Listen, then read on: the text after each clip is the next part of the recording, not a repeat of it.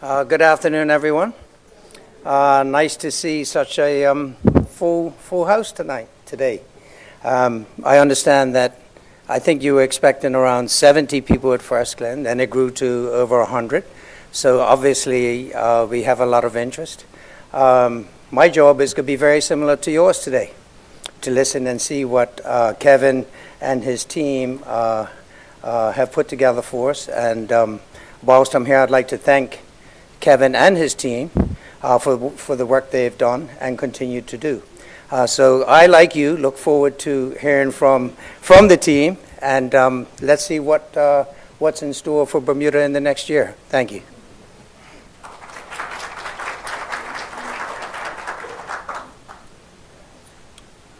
Okay, we'll ask Kevin Dallas to come up and join us now and walk us through the slides. And then following that, please stick around. We'll have a panel discussion and the opportunity for you to ask questions as well. All righty. Thank you, Glenn. Good afternoon, everybody. I'm pretty sure that you're all here just because I wore a tie. I did come up short on something, so don't worry. Right, it's my pleasure to talk a little bit about the outlook for us for 2019. Before I do that, though, I do want to pause and reflect on how far we've come. So hopefully everybody saw the year-end numbers for 2018 were released a couple of weeks ago. 693,000 visitors. That's a record for Bermuda. So I think you should give yourselves a round of applause. So that's an all-time record. It's an all-time record for the number of cruise visitors. When we look at air visitors, actually, it is the highest number of leisure air arrivals since 2002. So that is a pretty dramatic turnaround. And when we look at how far we've come since, let's say we hit bottom, our worst year was 2015. If we look at how far we've come over a 3-year period, that's a really short period of time. Over a 3-year period, the recovery is pretty dramatic. So leisure air arrivals are up by 46%. Cruise arrivals are up by 28%. Remember, since the absolute number of cruise arrivals is larger, although the percentage increase of air arrivals has been bigger, that still means the actual number of cruise visitors arriving grew faster. But air capacity increased by more than a fifth. Leisure spending, so perhaps the most important number, how much are visitors actually contributing to our economy, shot up by more than 2/3. And almost all, 3/4 of that growth came from visitors who were from, as I think I read in the paper the other day, a different demographic or a new generation. So it's that younger experiential visitor who's been powering our growth. So this is a phenomenal picture, and we should all, I think, be incredibly proud. This wasn't the BTA's success. This wasn't government success. This was everyone's success together. And it doesn't happen unless everybody works together. So as we look forward to 2019, there are really 2 important metrics that we can look at that tell us something about how our season's going to be and what work we have to do in order to make a success of it. One is, how much room do we have for butts and seats, and the other is how many ships do we have showing up on our shore. So first, the less positive news, which is that actually after 4 years of increasing air capacity, this year is the first year that actually, at the moment, with what we know today, we are forecasting a modest reduction in air capacity in 2019. So we'll go down about 4% from 609,000 in 2018 to 596,000 in 2019. So that puts us kind of between where we were in 16 and 17. That reduction is entirely due, whoops, what happened there? Dramatic, whoops, there we go. That is entirely due to American withdrawing one of their daily JFK flights from service permanently last fall. And that does take a sizable chunk out of our capacity from JFK. The reason for that reduction was economics. It was that while leisure air arrivals have increased every year for the last 3 years, business travel and VFR travel, Bermudian travel, have been down. So overall, seats sold out of Bermuda has been climbing, but not by nearly as much as tourism has been growing. And so the increase in capacity outpaced the increase in overall demand despite all those increases in tourism. So that's the bad news. The good news is that that is partially, but you see nowhere near completely, offset by an improved schedule from United for Newark this season. So we've been pushing with our partners in the Ministry of Transport and with Skyport really hard on United to try and get them to recognize that even if they don't want to fly year-round, that they should think about the season as more than just June, July, and August. So this year, we got them to start in April in time for the triathlon. And actually, we are hoping that, depending on how that capacity gets used, we can persuade them to extend the season on the other end as well. But that will definitely be subject to demand. And then we want to hope that next year we can persuade them to expand that out again or even go year-round, but we'll have to see. Historically, so everyone is aware, air capacity and visitor air arrivals are correlated. So the fact that capacity is down in 2019 means we do have our work to do in order to make sure that this is another year of growth for air tourism to Bermuda. I won't spend any time on this now, but this deck will be available on gotobermuda.com after this meeting. This is your handy one-page guide to what flights we have when, from where, with what frequency. Moving on to the world of cruise. There we go.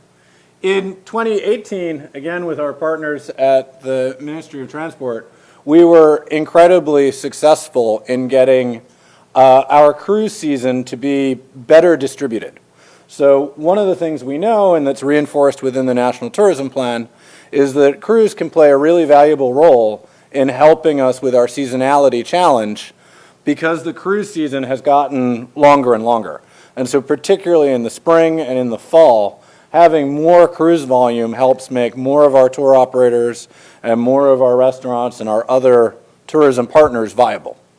And that means that those amenities are available for all our visitors. So this year, once again, we will have even more visitors outside of those peak summer months. So summer is actually about flat, but outside the summer, the number of arrivals will go up significantly. And one of the things that we need our partners to do is to be ready for that. So in particular, if you look at September and October, the level of cruise volume that we'll have in those months is basically equal to what we'll have in the peak of the summer. And we know that that is a time of year when otherwise many of our partners are starting to wind down their activity. They're tired after a long, hot summer. This year we are going to need those folks to hustle right into mid-November. And when we need our partners in the Ministry of Transport to make sure there are ferries on those days. And then there we go. We got that right? Fantastic. All right, so that's what we know at this point. We're going to have a banner cruise season, and we've got our work cut out for us to make sure that air arrivals continue to grow despite the reduction in capacity. How are we going to do that? Well, many of you will hopefully have joined us back in October for the unveiling of the National Tourism Plan. Who was in that meeting? All right. Who has not seen a copy of the National Tourism Plan? Well, that's fantastic. For anyone who needs another printed one, we finally have more. Fantastic that we ran out of those. But we have more of them here today, so if you don't have a printed copy, by all means, pick one up. But just to remind everybody, the objectives of the National Tourism Plan were really to build a clearer aspirational view of the future of tourism from now until 2025. It started as a 5-year plan, but something that ended in 2024 sounded weird, so it became a 6-year plan. So it takes us through to 2025. And the ambition of that plan is to grow from about $800 million of a tourism economy today to $1.2 billion So grow it by 50% by 2025. And in doing so, to put a special focus on making sure that a larger percentage of our visitors come from outside those summer months, and a larger percentage come by air, to make sure that we actually get our fair share of African American visitors. So recognizing that actually within the target population that we go after, so these are folks that can afford Bermuda, that live in our gateway cities, are in one of our target segments, about 10% of that population is African American, and only about 4% of Bermuda's visitors are. So we're not getting our fair share, and we believe there's a business opportunity to tackle that. We want to make sure that visitor satisfaction continues to grow, so to make sure that the overwhelming majority of Bermuda's visitors will recommend us, and that more do than do today. And we want to make sure that over the life of this plan, that Bermuda's residents get behind tourism more so than they are today. So we've come up with measurable metrics for each of these things, and we will track on them and report on them throughout the life of the plan. The plan tells us where our visitors are going to come from in terms of our cities and our target visitors, and it tells us why they're going to come to Bermuda over the life of the plan. We also identified the 7 pillars of agility that lay out for us all the things that need to happen in order for Bermuda to succeed in delivering those things. So there are specific metrics and specific actions tied to each pillar of this plan. Only about 20% of the plan is things that the BTA actually controls. The other 80% is in your hands. And so while we can be the catalyst to help that change, actually it really is up to Bermuda, the extent to which you're going to take and run with that plan, and we're going to succeed together in order to do it. So for 2019, what that means is that our goal really is to progress against that plan, to remain strategically focused and not lose sight of those long-term goals, but also, especially recognizing the challenge with air capacity, to make sure that we don't take our eye off the ball in delivering the in-year results that the industry needs. So in order to do that, the BTA will be focused on New York, Boston, Washington, D.C., Philadelphia, and Toronto. These are the gateway cities that were identified as being the highest priority within the National Tourism Plan, and I don't think any of those would surprise anybody. But we're also starting work in a series of nurture cities. So we're going to start to pilot marketing projects in Hartford, in Dallas, in Atlanta, Chicago, Baltimore, and San Francisco. And those are the cities that were identified as being potentially important to Bermuda's future growth over the life of this plan. And so some of those are what you might call infill, places like Hartford that look interesting because they sit in between our focus cities. And then some of them, like San Francisco and Chicago and Dallas, are perhaps more surprising. But what is true of those cities is that there is a significant and rapidly increasing population of our target visitors, and that Bermuda is relatively attractive to those places. So if you think about a city like San Francisco, yes, Bermuda is far, but so is Mexico, and so is Hawaii. So we believe that given the attractiveness of that city, that there is marketing potential for Bermuda there in the future. So we've started work already, and we will continue to experiment over the course of this year with what works, while continuing to focus on those core cities that provide the bulk of our visitors today and have meaningful opportunities tomorrow. There we go. We've set ourselves 5 priorities for what we need to do at the BTA over the course of 2019. The first is to deliver balanced growth. Despite that reduction in air capacity, we are not targeting failure. We are aspiring to growth. And we believe that the clearest path to that is in the non-summer months. So you'll see us continue to focus on how we build out a more seasonal approach to how we market Bermuda.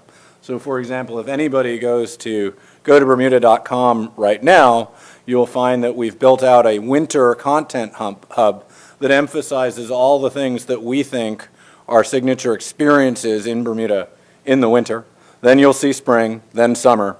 So as we build out that content, that's part of our evolving from really thinking about Bermuda as 2 seasons, high and low, to thinking about Bermuda as having 4 very distinct seasons. Another physical representation of that are our new guides. So if you haven't seen our new visitor guides, I'd encourage you to pick one up from a visitor service center. They are fantastic, and they will be seasonal as well.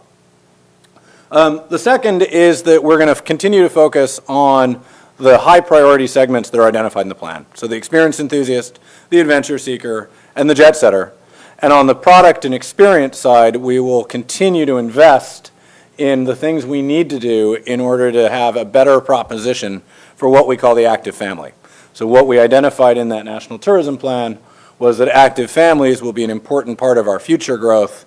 We know we have gaps, for example, in transportation, in the product and the proposition that we have for them today. So we'll focus our on-island activity on that active family segment while we focus our off-island marketing activity on landing experience enthusiasts and adventure seekers and jet setters. Third, we are working with our partners on all the things that make Bermuda easier to experience. So these are the things that, in the National Tourism Plan, we talked about reducing the friction of travel and of visiting Bermuda. And so this runs the gamut from within our business development team and our sports team, working on how we develop packages and inventories so that meeting planners and coaches can pick from a menu of things and easily know what they can do and not do in Bermuda, to things like the online arrival form. So if you haven't seen it yet, BermudaArrivalCard.com is our new online version of the pink form. At the moment, we want visitors to print that and show up at the airport with it. In the next phase of that project, we want to get rid of paper altogether. So those are all the things that are about getting friction out of the visitor experience. Transportation will be a big part of that as well. Fourth, we are focused this year on doing the groundwork to empower Bermudians to participate in the tourism economy. The bulk of that work for us this year will be about job readiness. So we're doing a piece of work now with the BHA and with PwC around, with 4 hotels opening in the next 2 or 3 years. That's a significant number of jobs that are coming, and we are working to get to a level of specificity around what those jobs will be and what training and qualifications and capabilities Bermudians will need in order to be ready to take those jobs. So we're working to make sure that that talent supply matches the future talent demand. And we'll have more to say about that in the months ahead as the PwC work moves ahead.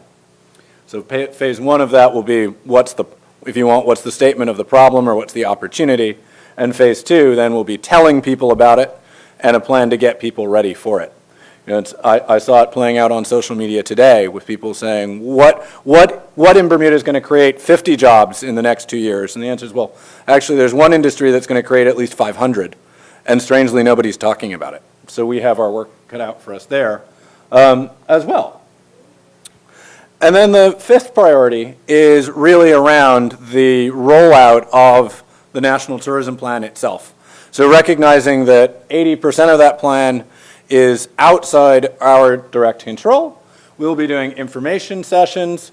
We've put together several working groups and what's called a rapid cycle initiative group to get started on moving things forward. We are talking to various interest groups. We are going to organize a whole program of training on specific areas of the plan over the course of the year and working the plan into other elements of training that we have, and then a helpful catch-all bucket at other for anything I forgot. But we do have a comprehensive rollout plan for the plan. So just so everyone knows, the idea of a working group is to bring together the right group of stakeholders who need to work together over a long period of time in order to make progress on a specific initiative.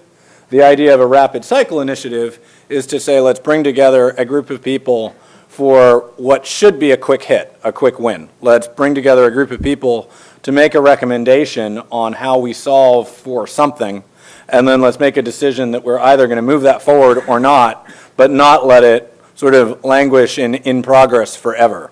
So the idea is very much to pick off some things that should be quick wins. Okay. Everybody with me? Anyone in the wrong room? Anyone like, I thought I was in an insurance meeting? No? Okay, good. All right. A quick reminder about actually who those visitors are that we've identified that represent the future of Bermuda. So the first group of visitors are what we've called the adventure seekers. So these are visitors who are predominantly, but not exclusively, in their 20s. They are not college students. This is not the return of college students. These are young professionals. These are people who have relatively high disposable income and relatively low expenses, and they're prepared to spend their money, but they want to have fun while they do it. These are folks who still find scooters fantastic. These are people who love Airbnb, but these are people who are coming expecting an active and exciting holiday. And I should say, although they are predominantly single, they predominantly don't come to Bermuda on their own. They come with friends, girlfriends, boyfriends, groups, and there's a reason for that, and it's called our nightlife. But this group of people are coming to Bermuda, and in ever greater numbers, and they represent a real and meaningful opportunity. The same folks, when they get a bit older, are what we call the experience enthusiasts. So these are the people who are now definitively coupled up. They're a bit older, they're in their 30s or even early 40s. They travel a lot, and they are specifically looking for experiences. They are looking for indulgent things that they can do together, things that are photo-worthy and memorable. These are the folks, for example, who have been so motivated by the idea that they can get a massage in a cave, right? That kind of experience is exactly the sort of badge-worthy thing that they are looking for. With kids, and kids that are old enough to travel, they become what we call active families. They are looking for things that they can do together as a family. They are looking for things that will wind up in photos on the mantle. And they are looking for things that create that family bonding moment that might otherwise be lacking in everyday life. So they are really looking for a family experience. And these are the ones where we have the most challenge. So the people who've been powering our growth for the last few years as adventure seekers and experience enthusiasts are now having children. So one of the things that was most startling to me in the National Tourism Plan was to learn that most millennials are approaching 40. And so millennials are now active families. So when we think about what we need to do to be ready for these folks, we really do need to think about how we change the product and how we change the proposition. A Twizy is a transformational innovation for Bermuda for an experience enthusiast couple. It doesn't work for a family of 3 or 4. Finally, we have the jet setters. The jet setters vary in age, and the reason for that is that they are the folks who are more defined by their income than they are by their life stage. So these are the people who are truly looking for exclusive, personalized, high-end experiences, and they're willing to pay for them, but they also like a deal. So these are folks who are happy to pay but expect value and service and don't mind a discount for these highly premium experiences. So the National Tourism Plan tells us that we must win with the adventure seeker and the experience enthusiast, and that we must continue to have and grow our share of the jet setter. We've also identified some micro segments within them that we believe there are opportunities with in 2019. So we already talked about the African Americans and getting our fair share. And we think in particular, as we look at experience enthusiast African Americans, Bermuda has a compelling emotional story to tell and a connection to make, and that we can do the work in order to deliver on that experience. We also believe that baby mooners continue to be a rich opportunity within that experience enthusiast segment. So couples looking for that time together before they have a baby, where Bermuda has all of the advantages of safety and ease of experience and ease of accessibility, and frankly, Zika free. And we believe that that matters, and that is still worth exploiting. Within the jet setter segment, we see an opportunity within super yachts, and we are cautiously optimistic that the government will be able to move forward on the enabling legislation for that this year, he said, looking at the minister. And I think, as everybody hopefully saw in our year-end numbers, destination weddings continue to grow, and in particular, high-end destination weddings, which are basically money printing presses, continue to be a lucrative segment for Bermuda, and we believe that there is meaningfully more opportunity there than we've exploited so far. So, in order to generate demand, we are doing a whole lot of stuff over the course of 2019. And we've lined that experience up around where Bermuda's seasonality opportunities and challenges are, and, for example, linking in-market activity to where seasonal air service remains. We are also looking at the opportunities Bermuda has in some of the group business and events that will come here this year to use those as business development opportunities. So, for example, we have the David Tutera Wedding Symposium here in April. That is obviously a fantastic business development moment for us in that high-end destination wedding segment. Then in the fall, Bermuda will host World Sailing. So the World Sailing Conference is the business of sailing. This will bring representatives from 100 countries and every class of racing boat that is out there to Bermuda. So this is our moment, and it'll be hosted at Fairmont Southampton. So this is our moment to be able to choose which of those classes, what events do we think we really want to see over the next few years on the Great Sound, and to ambush the folks and make them sign a contract in exchange for their passports back. So that will be the plan, but we've got some work to do between now and then to figure out which ones of them we really want. So we've got business that means business. We've got in-market activity in all of our focus markets. So, for example, next week, actually, the minister will be joining us in New York for a series of activities that we're going to do, events we're going to do with partners, with both the press and with trade, and we'll be doing sales calls at the same time, then Boston, then DC, and then actually in the fall we're going to go to Toronto, try and drive some snowbird business. So full plan of demand-generating activity for the year. We also have a pretty full event calendar for this year. So some things like restaurant weeks have already happened. The festival is obviously ongoing now. There are a real mix of opportunities for our partners on this page. So we'll distribute this afterwards so that everybody knows the latest version of what is happening and when. One that I would call out and would thank Kendra and the Chamber of Commerce for is that we've brought the start of Harbor Nights forward this year in line with the early beginning of the cruise season. So that is a great example of where one of our partners has stepped up to say, well, the cruise season now starts early April, so should Harbor Nights. And then we'll think about what we might do in place of Harbor Nights, say in the fall, was that cruise season carries on into November. But we're very appreciative that they've brought the start date for that forward. So there are things that will go on against every pillar of this plan this year. And I thought I would dwell just for a moment on one of them, which is teams and groups. That's one of the ones where the BTA plays a more active and hands-on role. So our goal is that by 2025, we want to make sure that Bermuda is well known as an exclusive, convenient, and sought-after destination for specific groups. So within the niches of the market where we think we can win. Bermuda is not the right place for a 10,000 person convention. It is the right place for a 500 person meeting, or for a 100 person incentive group, or for your next sailing regatta. So we want to make sure that we're going after the sports business and the group business that fits Bermuda, where Bermuda is going to meet and exceed expectations. For 2019, as of now, the BTA has 49 groups banked, which represent 7,000 attendees and 18,000 room nights.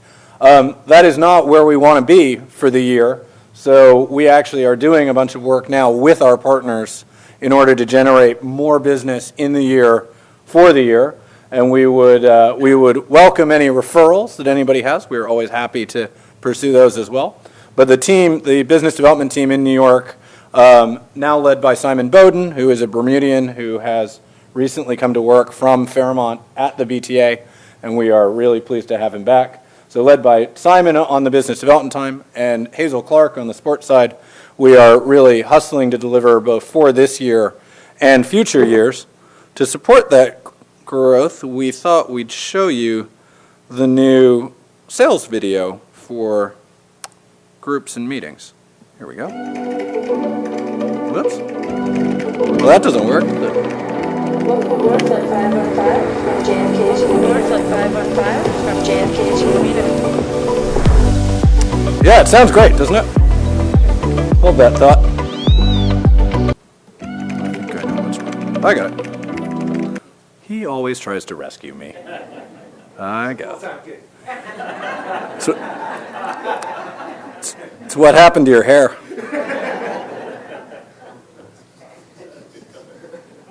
Let's try that again, shall we? Now with video.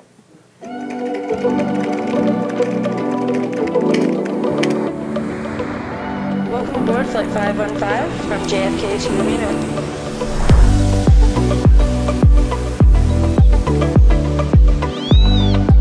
Good morning. Where can I take you today?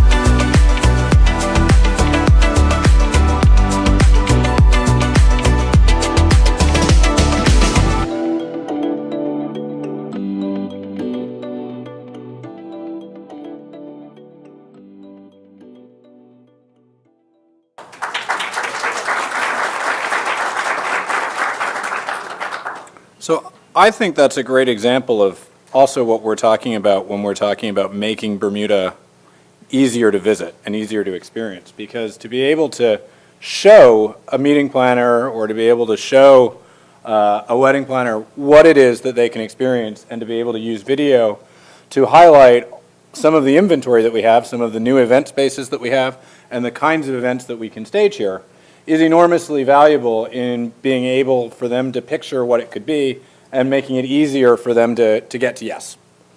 And we get a lot of people in our ear saying the BTA should just X. That took a year because we had to get the inventory of all the places we might not yet know about, of all the different and new things that people are doing.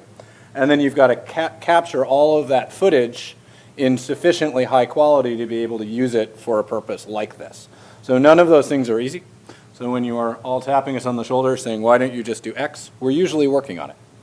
Anyway, to that end, actually, a bit of a sales plug. We are going to host another of these events next month in order to unveil the BTA's new sports strategy.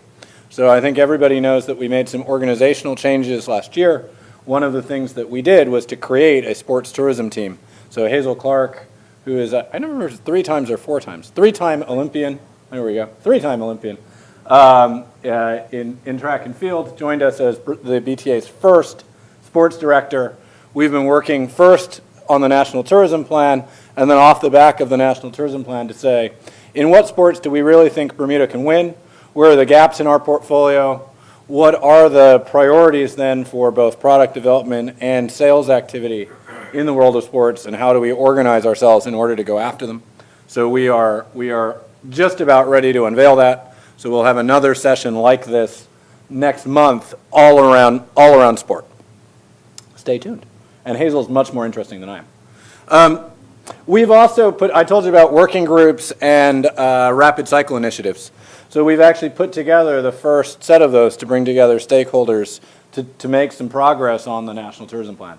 So we have a rapid cycle group that's tackling the baby mooner question. How do we do some more clever PR and marketing around the opportunity in baby moons? We have a working group, because we don't think this is an easy challenge, around accessibility. So this is recognizing that Bermuda will host the ITU Triathlon Grand Finals in 2021. We expect a significant number of Paralympians will be part of that event. That is a really helpful forcing function. We all know Bermuda's at its best when we have our backs against the wall. That is a really helpful forcing function for Bermuda. Has got to be become more accessible to those who are differently abled or disabled. And in doing so, we actually think we'll also make some progress on active families, because many of the same challenges of getting around Hamilton in a wheelchair relate to families with strollers as well. So we're trying to tackle two problems at once there. Around local involvement, we are going to do a rewrite this year of the Certified Tourism Ambassador syllabus to incorporate newer ways of learning, as well as all that knowledge that's in the National Tourism Plan, so that we can really teach the National Tourism Plan as part of the CTA program. But we recognize that we don't own that program alone, so we're going to work with a group of stakeholders to do it. And then in the innovation bucket, I'll take these in reverse order. One of the first things that we've done is actually start to put together a working group around vacation rentals, and actually to encourage the vacation rental owners to form into a vacation rental owners association, because we do believe that we and the government actually need an owners group as a partner to think about how we grow that industry, as well as to provide advice as we go forward. And actually one of the first things that the minister did was ask us to ask that group around what their recommendations will be on how we could offer tax relief for investment for vacation rental owners. So that's one of the things that's in the throne speech. Actually doing it in a way which is fair and equitable is quite hard. So it's actually one of the first things that we're asking that group to tackle is how do you do that in a way that is equitable and fair. The other area in which we are hoping to innovate this year is we've put together a working group around the ADHT. So recognizing our goals in the African American visitor segment, as well as the potential appeal of the ADHT to all visitors, we believe that today it can be quite difficult to access and experience. It can be a little bit flat. And one of the things that we then want to do is think about how do we evolve that from a static trail into more of a living experience that is compelling for all visitors, and especially for African American visitors. So that's work that has begun, that I don't think is easy or quick. Thinking about how do you make such a spread out geographic trail something that somebody can either tackle in coherent pieces or in one go. Given the number of keys, people, and transportation involved, it takes some work. Although I'm pleased to say I think it's Titan are doing it this March, and they've all sold out, I think, on the ones they've put together. Anyway, so that's work that's ongoing now. Everybody knows we are also bringing Airbnb experiences to Bermuda this year. So the Airbnb experiences platform is nothing to do with whether or not you are hosting people in your home. This is all about their new platform for people to be able to book personalized tours, and for Bermudians then to be able to offer things that they're passionate about on that platform for visitors to do with them for a fee. And our goal is to have that launch in March of this year. So there was a deadline that was actually in early February for that first wave of experiences. But one of the things that we want to make sure people know is that actually you can join Airbnb experiences at any time. So that deadline was really for that first wave, for what will be in the launch group, if you want, that will benefit from the marketing and the social push that we in Airbnb will do around the go-live date. But for folks that have ideas or passions that they think would be a good fit with Airbnb experiences, you can join that platform at any time, and you can contact us for more information. Another thing that we are working on this year is actually the visitor services centers, so the visitor experience. We launched this last year in Dockyard, where we converted what was a visitor information center into a visitor services center, a place where you could not only get information, but you could also book tours and experiences. That's a model that we're going to take bigger this year. So you probably haven't noticed, but there's a small structure that went up on Front Street, and it's painted a really, mild color. You'll never notice it.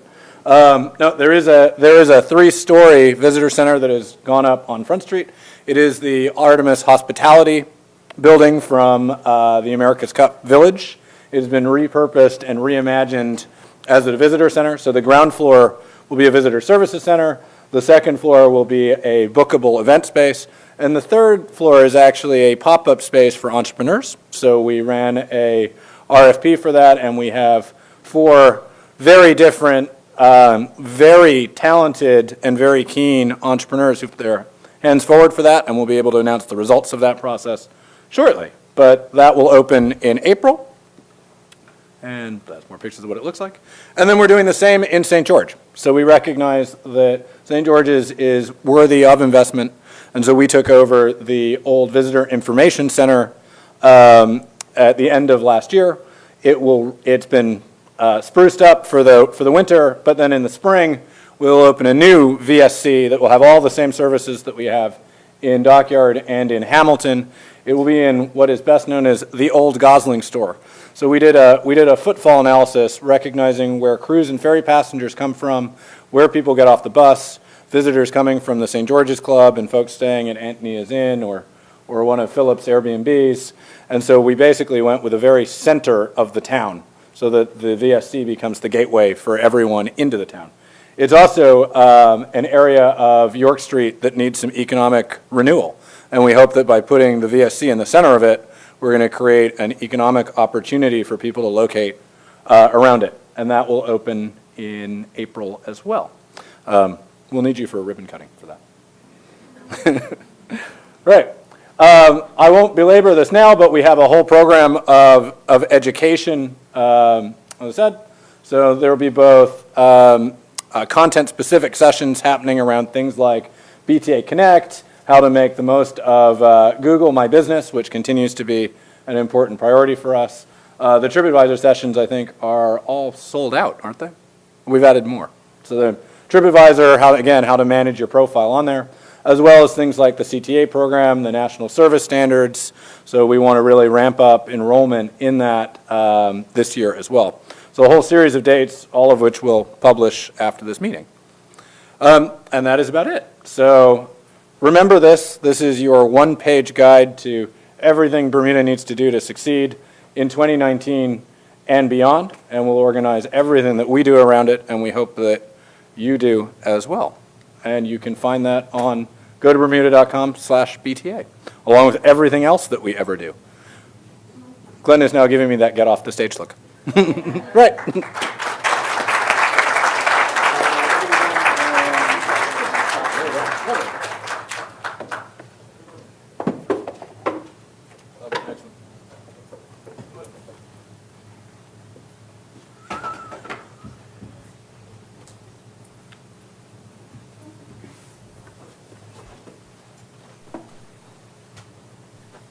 Sir? Thank you.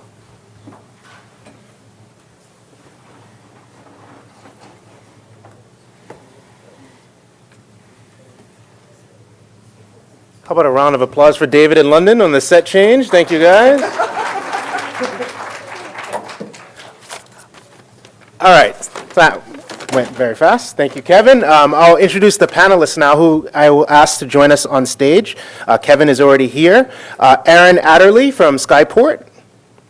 Candarie Burgess from the Chamber of Commerce. Mr. Zane De Silva, who you heard from earlier. Nathan Kowalski, Anchor Investments. And Tim Morrison from the Bermuda Hotel Association. A round of applause for them, please.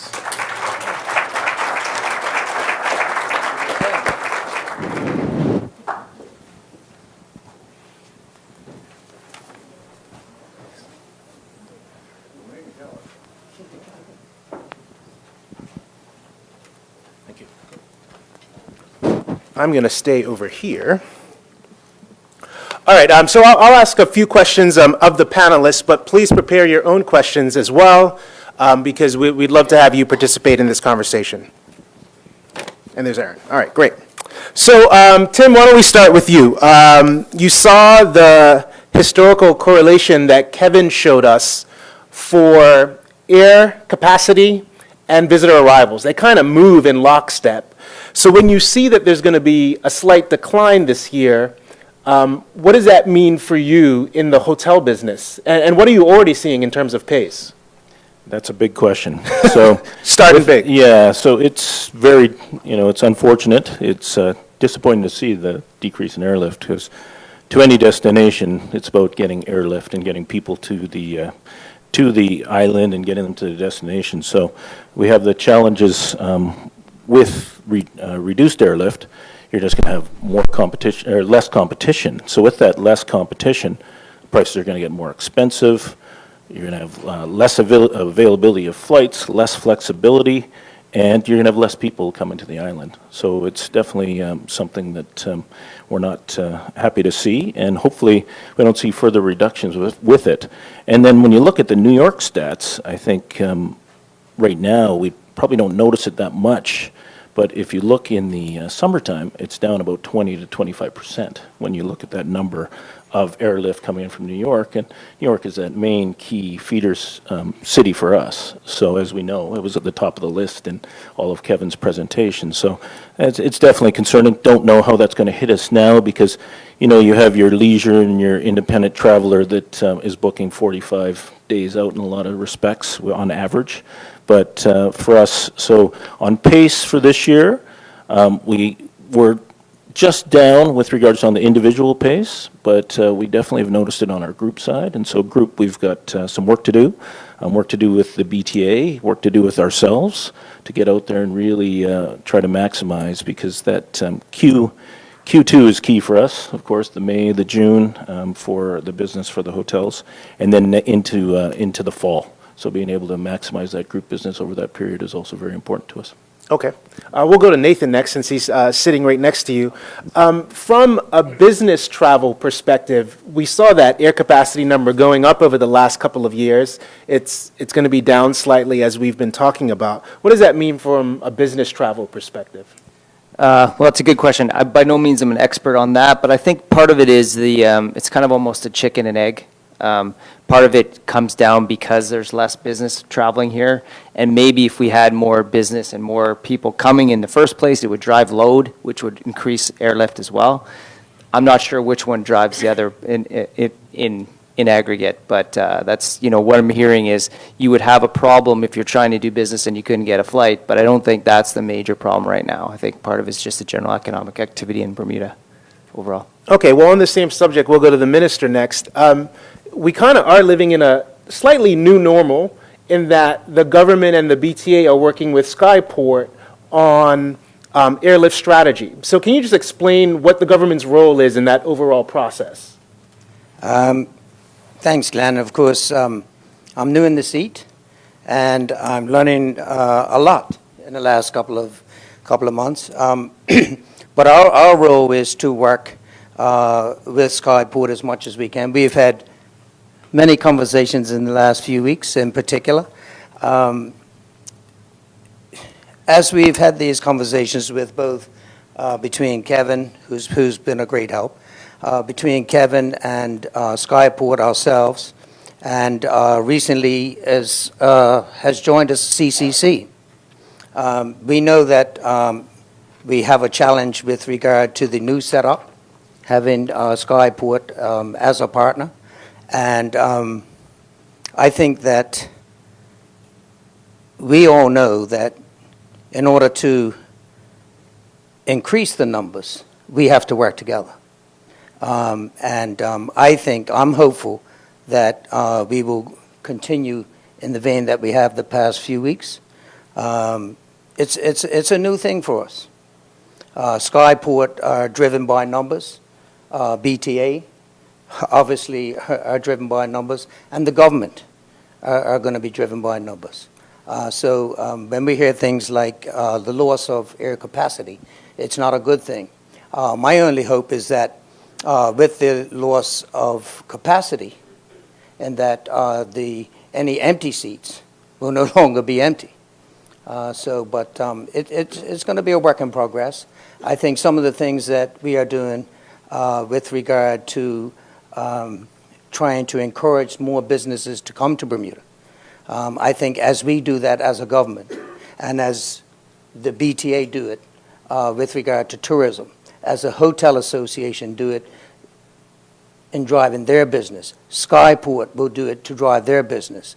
I think that going forward, if all of us are, we keep and we do, we have those goals in mind. If we do that and we use that as our number one goal, I think we'll be okay. But Okay. we need to work. All right, let's bring it down here to Aaron then, I think, because that's the natural segue, just to give you a chance to sort of talk about the working relationship, but also help us understand what factors the airlines are considering when it comes to where they fly. And I know in some cases it's things that maybe outside of the airline industry we're not even considering, but certainly they are. Can you kind of give us that insight?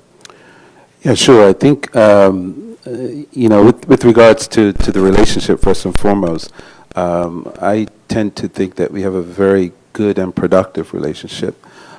We've been working very closely with the Tourism Authority for a number of years now, very closely with Kevin and his team. As a matter of fact, just last week, in Quebec. That was a trip that I purposely stayed away from, Kevin. It was cold. We had what was called a Roots conference. For those of you not familiar with Roots, Roots is sort of like a speed dating exercise for airports and airlines. And literally you walk into a large auditorium, there's a big clock up on the wall and it says 15 minutes.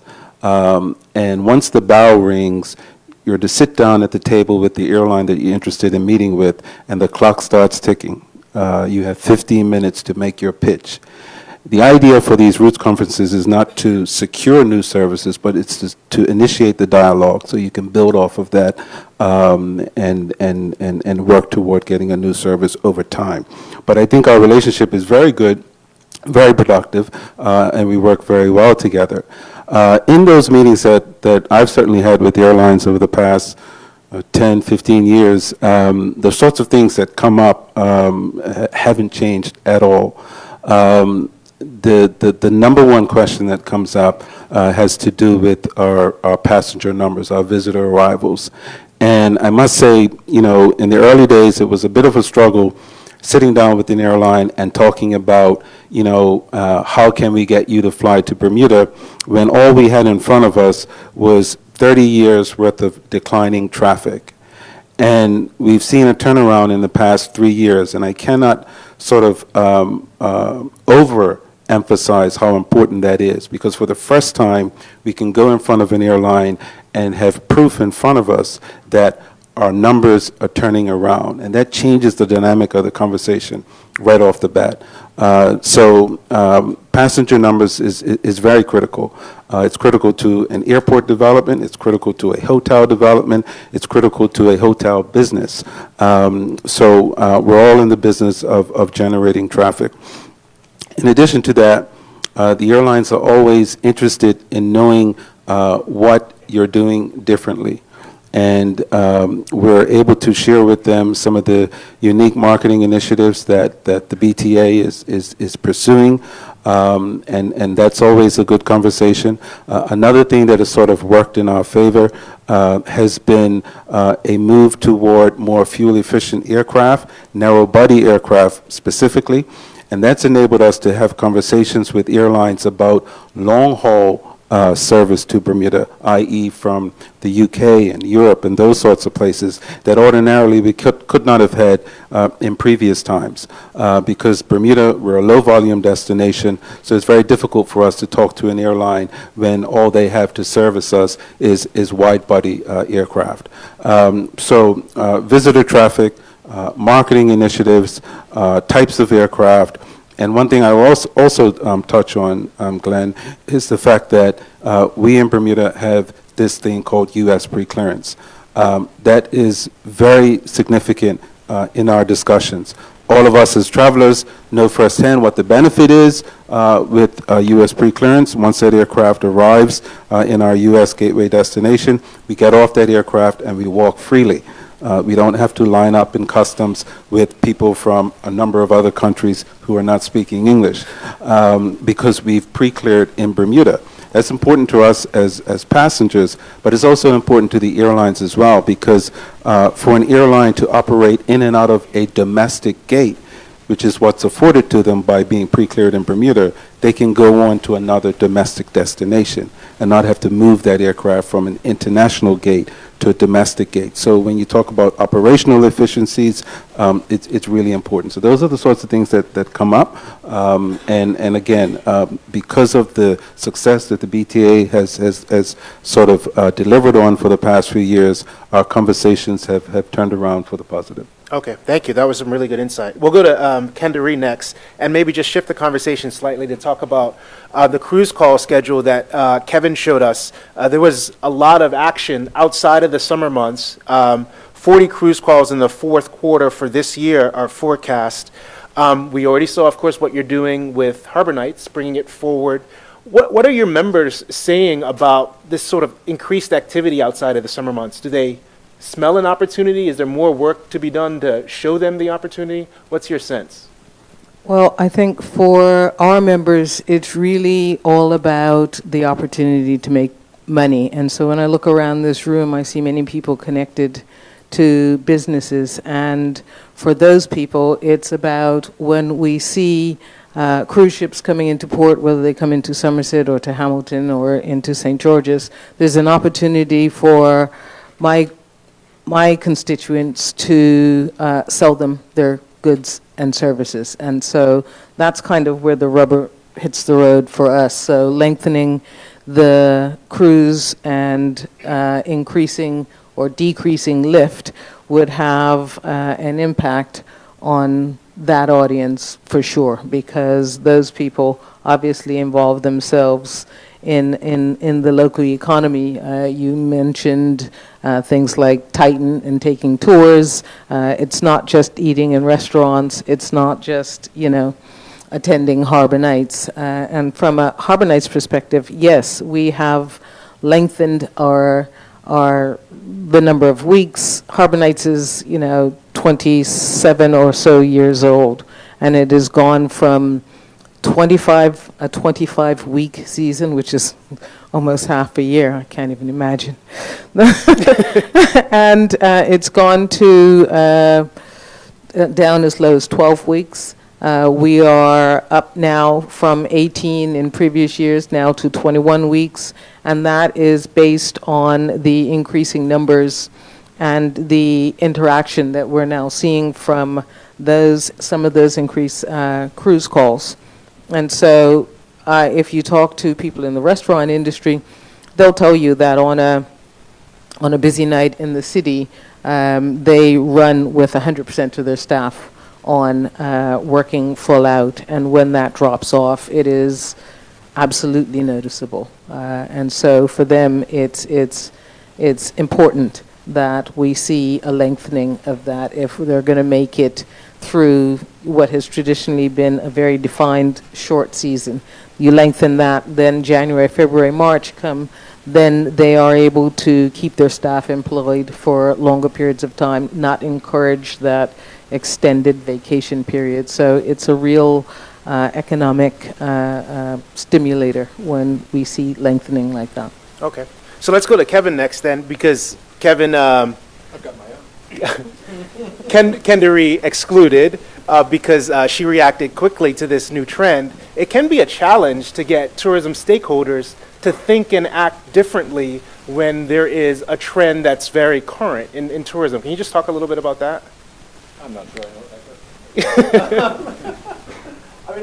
I think that needs to think differently and respond to the trend is in two directions. One is certainly thinking about what is it that we can do outside those summer months that still offers an experience to the visitor and preferably offers them a seasonally appropriate experience to the visitor. So thinking about all the things that we can do in the spring and the fall that keep our visitors entertained and happy and actually get them to go home and talk about how great Bermuda is in those seasons. The other thing is recognizing that our visitors are changing and that our visitors are becoming younger and are becoming more experiential. I think we were all sad to hear about the closing of Blux this week, and that is in part blamed on, I think, what they called the changing tourism demographic. And I bet a lot of people read that and thought, well, does that mean down market? And the answer is no. Actually, the percentage of our visitors that are jet setters are increasing, but they don't come here to buy china from Europe anymore. But they are prepared to pay for personalized jewelry that was made in front of them.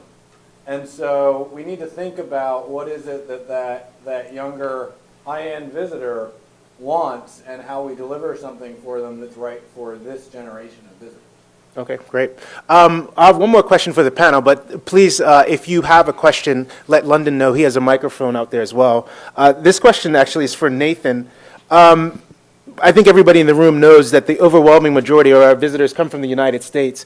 Sort of what can you tell us about the forecast for the economy there that might give us some indication about the likelihood of travel, especially international travel, in the coming months? Yes, sure. So if I just take it from the very top, so we probably hit peak growth in 2018, at least near-term growth. So we're going to see some deceleration into 2019 and 2020, just globally. But the good news is the U.S. is the developed economy that has the strongest growth.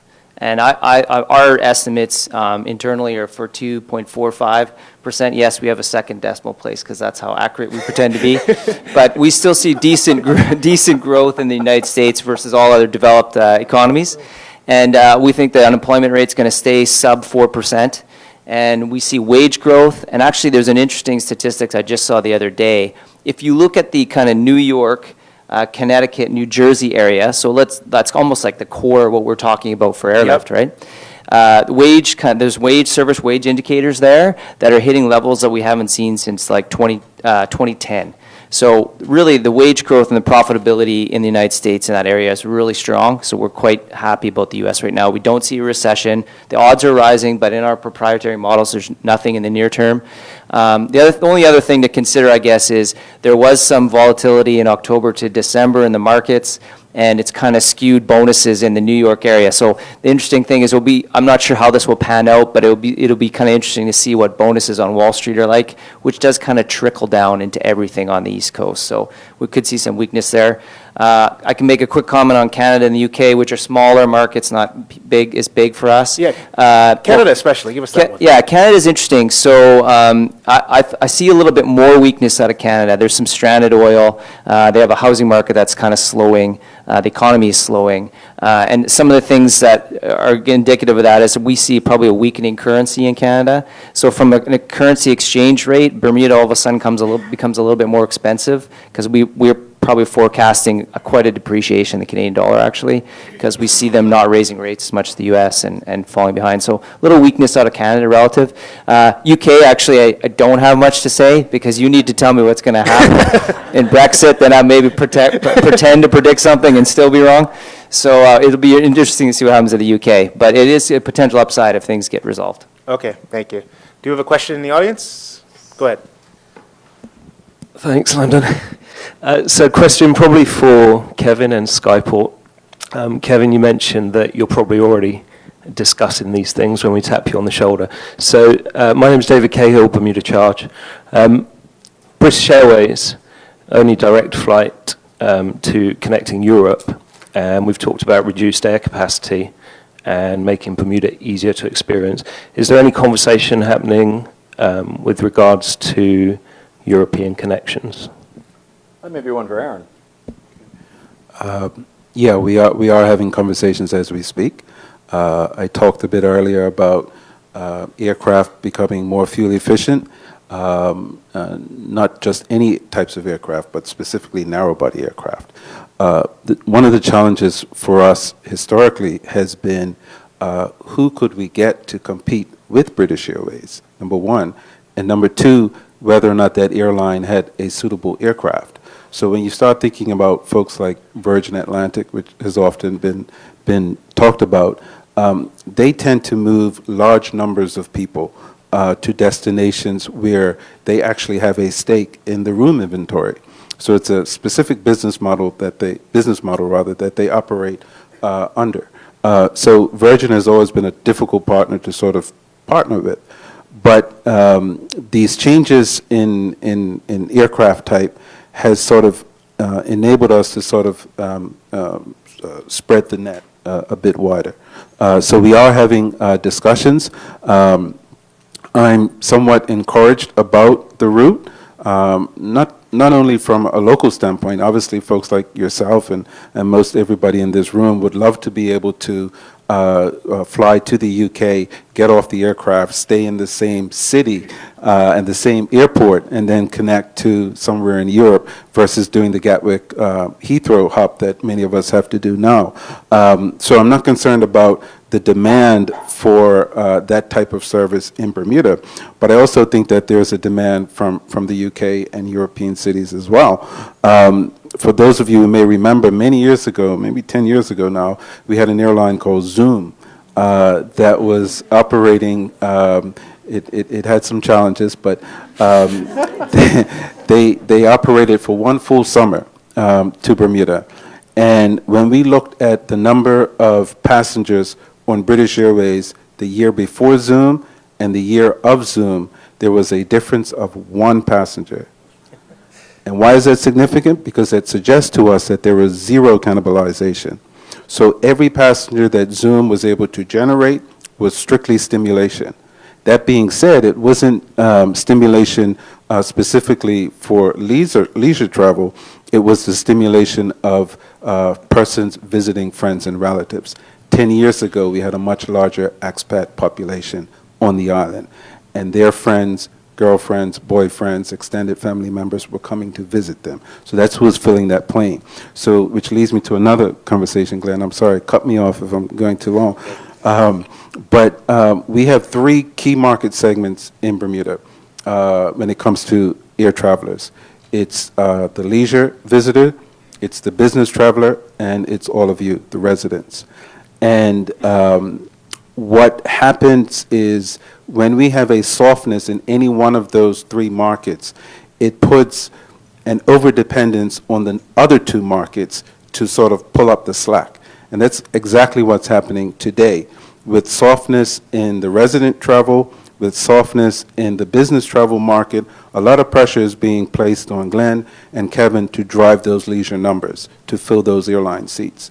10 years ago, there was a softness in the leisure numbers, but strength in resident travel and business travel. I'm hoping we can get to a point where all three markets are operating on all four cylinders, and we'll have a perfect scenario. But to answer your question, yes, we are having those conversations, and I'm optimistic that something will come of it. Thank you. I have just one more question about active families.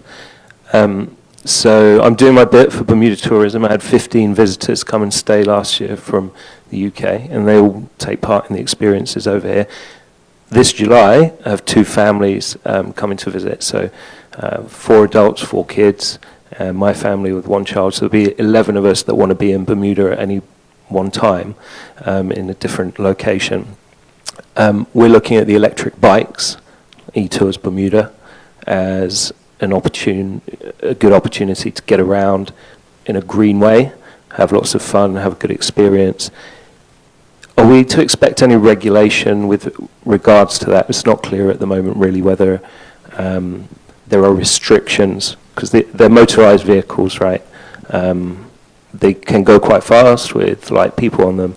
We would look forward to doing that, but doesn't seem to be much clarity at the moment with regards to how people can experience those. All right. The only thing that I would tell you at this time is that we have a green paper which is in its final stages, and my people that I'm applying pressure to get that finished so that I can present it to cabinet, get it passed, and then we take it to the House. So just watch that space for just a couple of more weeks. We're almost there. Great, thank you. I have a couple of questions for Mr. Dallas, please.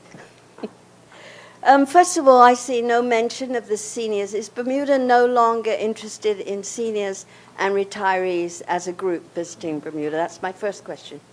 So, no, we are definitely, and they remain the largest single group of visitors to Bermuda. So what we call the golden boomers are still by plurality the biggest group of people that come to Bermuda. However, we don't believe that we need to actively market to them to persuade them to come here. So given our limited marketing dollars, we would prefer to spend those dollars on activating new visitors while those other visitors continue to come.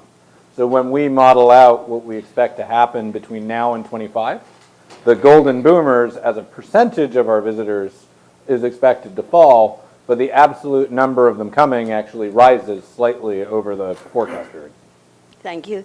My second question is, Bermuda has an asset that very few other countries have.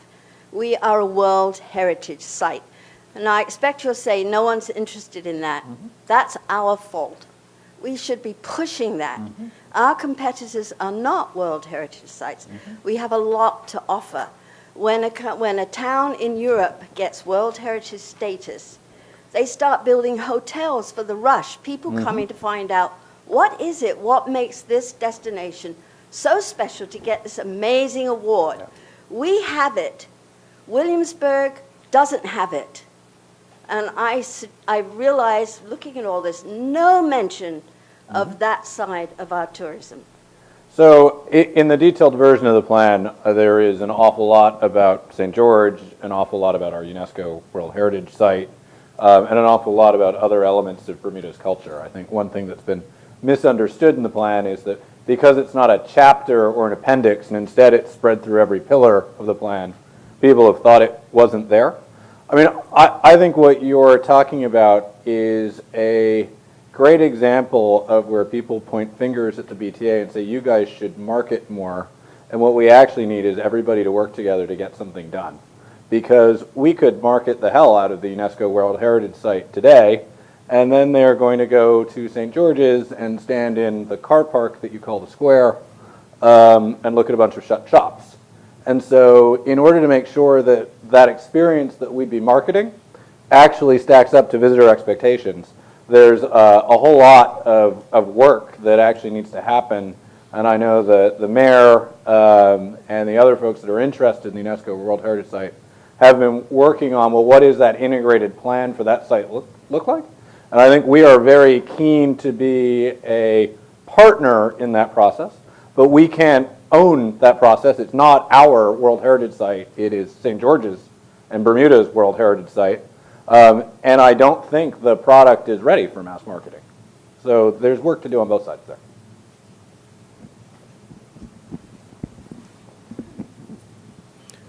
Get another question? Good afternoon. Kieran MacDonald, Fairmont, Southampton. First of all, strongly endorse the tourism plan. I think it's been very well thought through. I think it's robust. The seasonality, I think, will really help us in the off-season. And I think that there's an awful lot of body behind that. So I can see a roadmap to the future.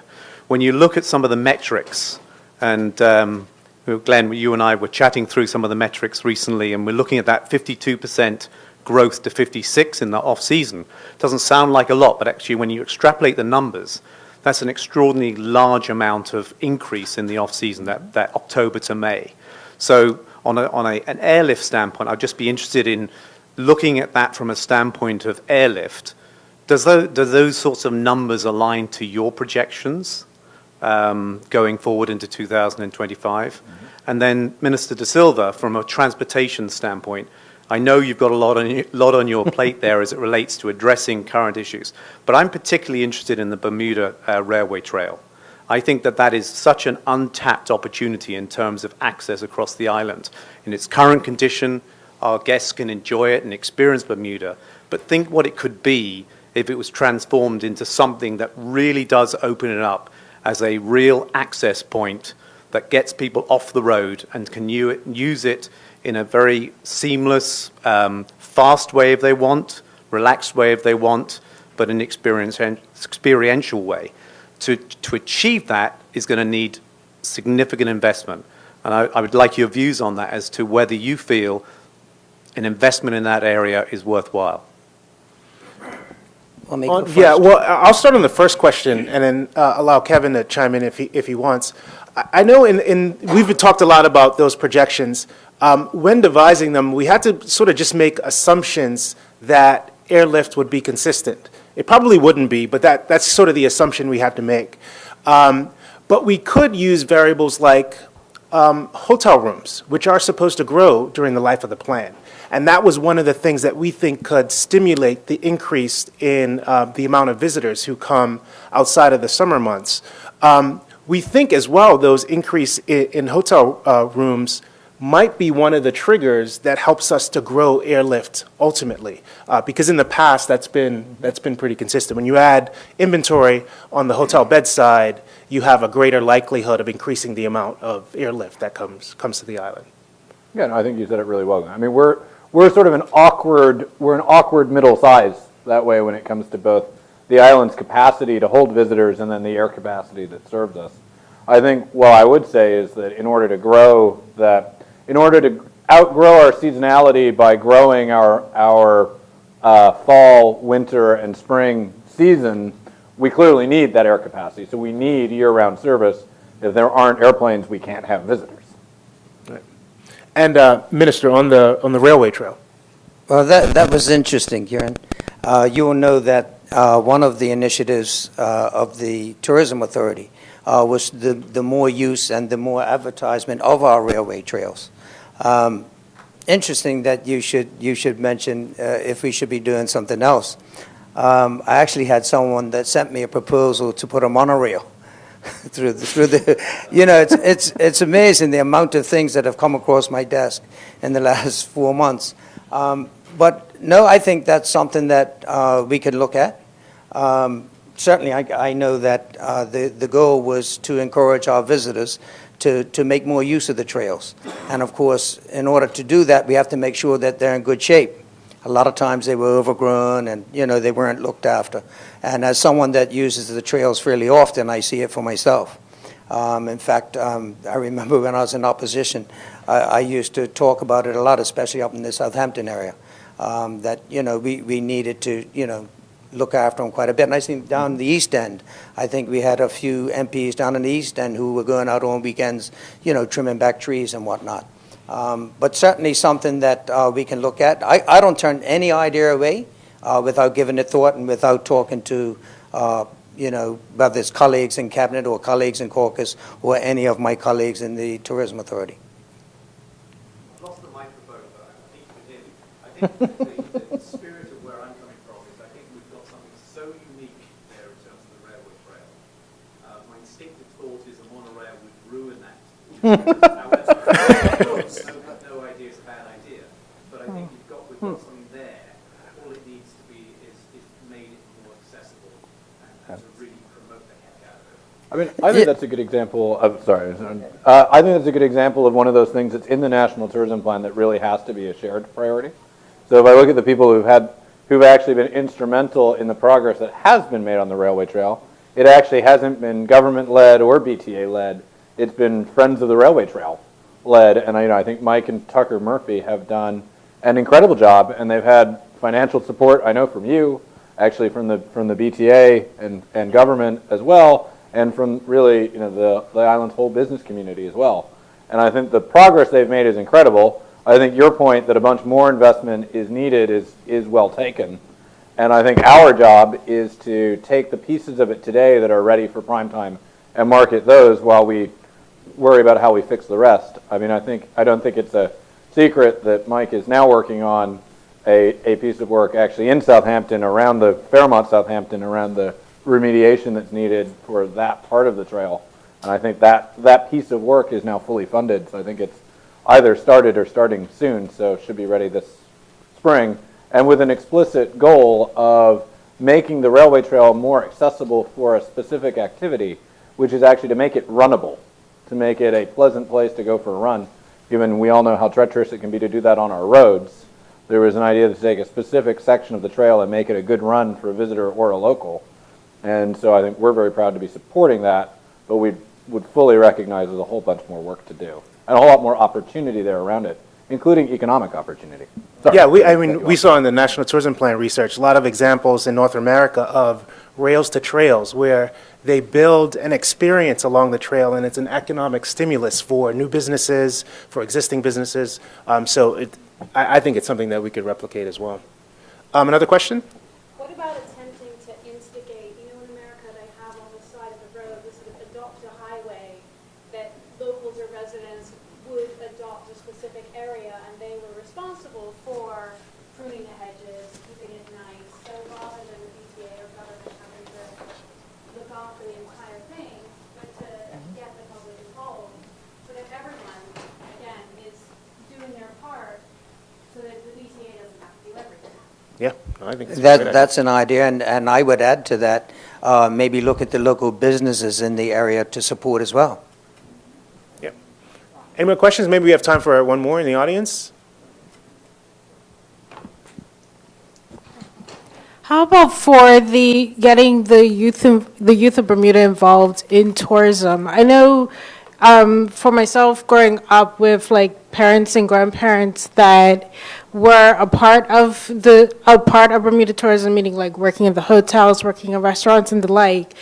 A lot of what I've been hearing lately from a lot of Bermuda's youth, which is very unfortunate, is that they're not seeing as much joy of being in the island because there's not as much to do, and not necessarily as much for an educational sense of why it is that we want to keep up with living in Bermuda and showcasing it off to the world. How about it on the side of bringing sort of like a tourism academy or something to bring, to bridge that generational gap with the youth and with those that are already in tourism with the established businesses? Well, that's interesting as well. You will know that we had the Bermuda Hospitality Institute, which we've now intertwined with the BTA, and Kevin can talk a little bit more about some of the plans we have for that.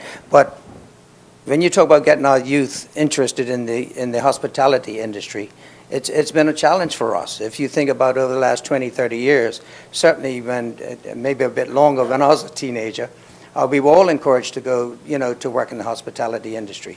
But of course, what happened is, as we became more financially able, a lot of Bermudians said, well, listen, I want to send my children away to get an education, to maybe get in the IB business, to get in that kind of business.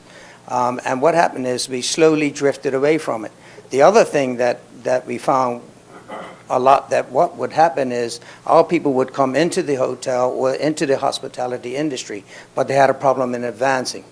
And I remember former Premier Dr. Brown having many conversations with the Hotel Association about encouraging our young people to not only come in, but give them the opportunities to go up. And I think that still stands fairly clear today. And that what we want to do, what we need to do, especially with the new hotels coming online, and we have been having conversations that, we're maybe going to need a few hundred more people in the industry, in the new hotels that are coming online in the next couple of years. So, whilst we have people that are unemployed, we have a challenge. Because if we want to encourage people to invest in hotels in Bermuda, then you're going to need people. And you're going to need a lot of people. And so, we have a plan in which we're going to start, and you'll see it's a collaborative effort between the Hotel Association, Tourism Authority, and many other stakeholders, in that we want to try to encourage. You'll see a lot more of that in the coming months. Encourage our people to get in the hospitality industry. And there are some other things too. I had lunch up at Bermuda College about 2 months ago, and it was a group of young people that actually prepared and cooked and served lunch to all of us in cabinet. We had cabinet up at the college. And it was interesting talking to some of the young people. And I always ask young people, what are your plans? What are your goals? What would you like to be when you grow up? And it was interesting to have that conversation. And I always tell our young people, listen, You know, you can climb the corporate ladder, that's great, and you can make a good career. But, you know, it's nothing wrong with earning the corporate ladder either. And so I think that as we get our people, our younger people interested in the business, and if we do get them interested, we have to be able to show them a pathway in which they can come in and then go up. Can I say a word? Yep, absolutely. And then maybe to Tim. I'm going to cut in there. You did.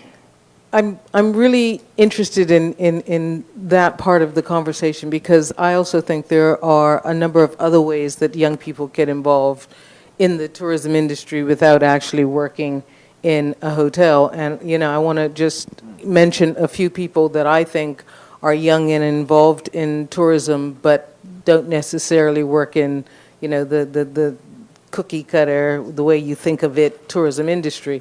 And when I think about the Simons Brothers, who are a young group of musicians who play at Harbor Nights, who now, according to their Facebook page, are somewhere, I can't remember where, playing there. And so they interact with the tourism industry, and they've gone on to do that. I can also talk about people like Alexandra Mosier, who started as a Harbor Nights vendor, interacted with the tourism industry, and is now, you know, one of Bermuda's most, you know, fantastic jewelry designers. So there's an opportunity for young people to interact with the tourism industry in a way that doesn't necessarily mean going to hotel school. It's about developing your talents and making them so that they can appeal to an audience that's not just local. So I encourage that conversation.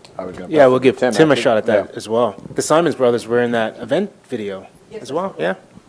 Thank you. Yeah, no, we're very keen to work with BTA and also with the tourism and the government to put together an effective opportunity to be able to get people interested in the hospitality industry. I think where we struggle is people feeling that that's a career they want to get into on the island and grow within that. And I think we have to do a better job of showing, there's a number of people that, I'll just speak to my hotel, that work in my hotel that are Bermudians that have started from an entry-level position, and now they're in senior positions in our hotel. So there's a lot of those opportunities. And then when you look at the different brands and the opportunities with St. Regis and Ritz and the Fairmonts and the Rosewood, people can go and work in our company, and they can actually work in our companies, and they actually can transfer to other hotels in other parts of the world too. So the career opportunities are at the end of the day endless. It's just for us, I think we need to grassroots, start talking to the young people, talk about the attractiveness of getting back into the hospitality industry and the great things about the hospitality industry, so we can really get people interested and want to be in it. Because we have a lot of people that come, they take it as a side job, and then they leave. And so we really would love to have young Bermudians grow and stimulate this business and be able to be the ones that are operating our hotels. It's just being able to get people interested in being in the hospitality industry. All right, I think that's probably a good place to end. Thank you very much to our panel for joining us for this discussion.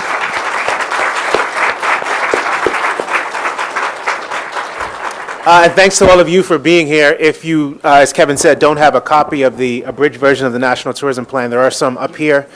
We look forward to seeing you at our next forum. Thank you very much.